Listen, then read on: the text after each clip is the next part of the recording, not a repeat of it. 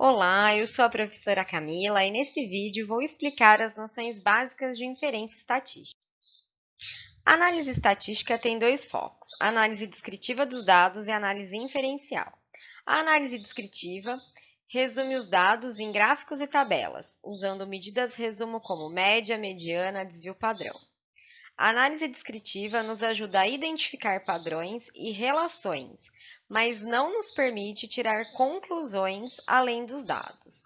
E para isso, nós temos a inferência estatística, que nos permite tirar conclusões sobre a população de interesse. A inferência estatística é o conjunto de técnicas que permite, a partir de dados amostrais, tirar conclusões sobre parâmetros da população de interesse, controlando erros. A inferência, ela pode ser dividida na estimação de parâmetros, que consiste em avaliar uma medida populacional a partir da informação amostral, e de testes de hipótese, que consiste em julgar hipóteses sobre populações usando os conhecimentos amostrais. A amostra são os dados que coletamos da população. A seguir, veremos alguns exemplos de populações e amostras. A população é composta de recém-nascidos na maternidade Santa Inês, no município de Verde Olívia, no mês passado. A amostra é, então, composta de 100 bebês selecionados aleatoriamente nessa mesma maternidade no mês passado. População de infectados por Covid-19 que testaram positivo na cidade de São Paulo, até 14 de janeiro. A amostra será composta de 1.000 infectados por Covid-19 que testaram positivo na cidade de São Paulo até 14 de janeiro, selecionados aleatoriamente. Em cada um desses exemplos, podemos utilizar a amostra para inferir sobre a população, lembrando que a amostra deve ser representativa da população. Por exemplo, se estamos interessados nos pesos de recém-nascidos na maternidade de Santa Inês, devemos coletar uma amostra de bebês, pesá-los e usar essa informação para tirar conclusões sobre o peso dos bebês na maternidade. Na população, temos os parâmetros, que são características de interesse, e esses parâmetros geralmente são fixos e desconhecidos. Na amostra, temos as estatísticas ou estimadores construídos com a finalidade de estimar um parâmetro de interesse na população. No nosso exemplo, o parâmetro de interesse é o peso médio dos bebês recém-nascidos na maternidade de Santa Inês, o estimador é o x-barra, e 3 kg 250 gramas é a estimativa do peso médio dos bebês. Entretanto, se selecionássemos outra amostra de bebês, provavelmente nossa estimativa pontual do peso médio seria diferente devido à variação amostral, e sempre haverá o erro amostral. Mas, por meio de simulação e teoria da probabilidade, podemos ter uma ideia de como a população provavelmente será a partir das informações que a amostra nos fornece. Nessa simulação, cada ponto representa a média de uma amostra de tamanho 50, proveniente de uma população de média 3,2 kg e desvio padrão de 2 kg.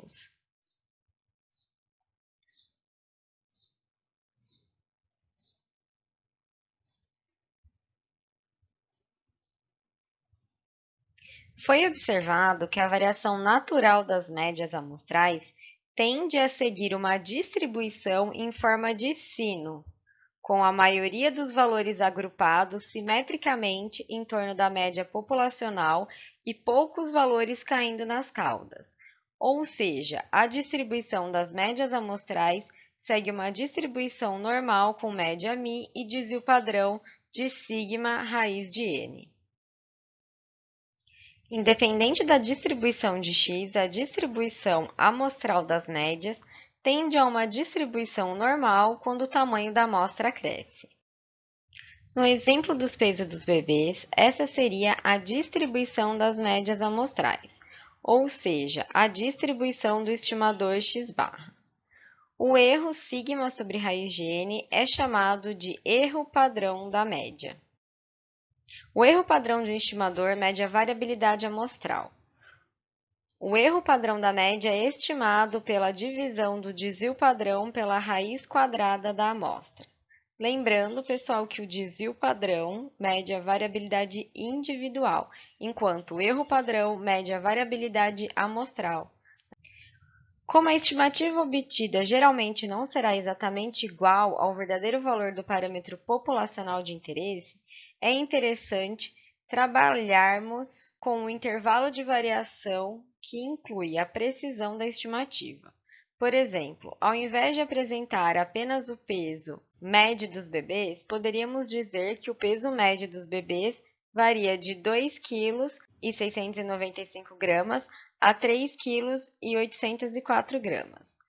Este intervalo é chamado de intervalo de confiança. O intervalo de confiança é uma faixa de valores que permite estimar o parâmetro com um certo grau de confiança e é uma medida de precisão das estimativas pontuais, né? Então, ele fornece a informação sobre a variabilidade. Para calcular o intervalo de confiança para a média, vamos utilizar a distribuição das médias amostrais do exemplo dos bebês. Como vimos, a distribuição de x-barra segue distribuição normal com média μ e erro padrão igual ao desvio padrão populacional dividido pela raiz quadrada do tamanho amostral. Uma das propriedades da distribuição normal, como vimos no vídeo passado, é que aproximadamente 95% dos dados encontram-se entre mais ou menos dois desvios padrão. O valor de 1,96 é chamado de coeficiente de confiança.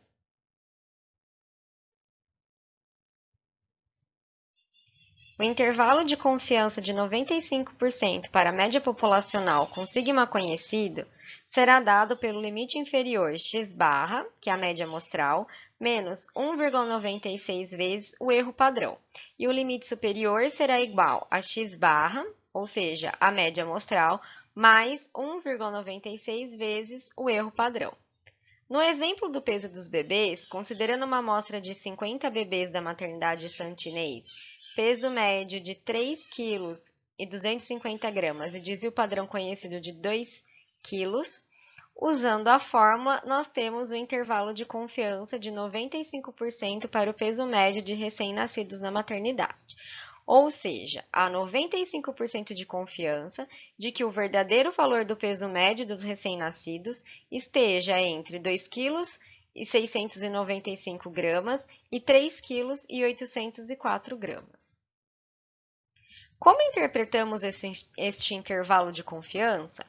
Então, uma das interpretações é que há 95% de confiança de que o verdadeiro valor da média esteja entre 2,195 kg e 3,804 kg, ou ainda que 95% das amostras de tamanho 50 vão fornecer uma média que se afasta da verdadeira, no máximo 1,96 erros padrão, ou ainda, se pudéssemos construir uma quantidade grande de intervalos aleatórios, todos baseados em mesmo tamanho de amostra, no nosso caso 50, 95% deles conteriam um verdadeiro peso médio dos recém-nascidos da maternidade. Se repetíssemos o experimento 100 vezes e em cada uma das vezes calculássemos o intervalo de confiança, 95 desses intervalos conteria o verdadeiro valor do parâmetro de interesse. No exemplo anterior, vimos o intervalo de 95% de confiança. Entretanto, o nível de confiança pode variar. Se trabalharmos com 95% de confiança, o coeficiente de confiança será de 1,96. Se trabalharmos com 90% de confiança, o coeficiente de confiança será de 1,64. Ou ainda, se trabalharmos com 99% de confiança, o coeficiente será igual a 2,58. O tamanho do intervalo depende da variabilidade populacional, do tamanho amostral e do nível de confiança. Há pouco, vimos como estimar um parâmetro populacional. Agora, veremos como julgar as hipóteses sobre uma população usando o conhecimento amostral.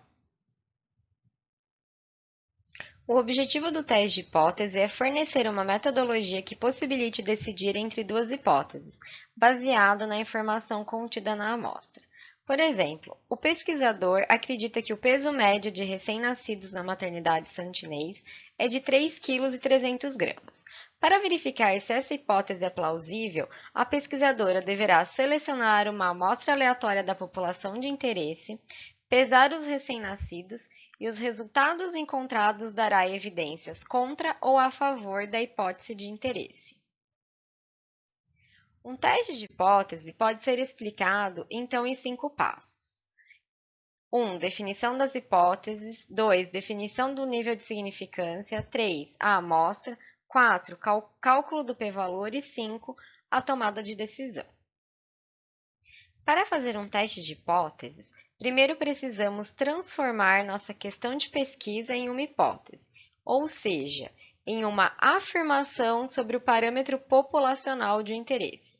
São exemplos de hipóteses: a vacina é eficaz, a proporção de sucesso na fertilização in vitro é de 40% e a média da pressão arterial do grupo controle é igual à média da pressão arterial no grupo experimental.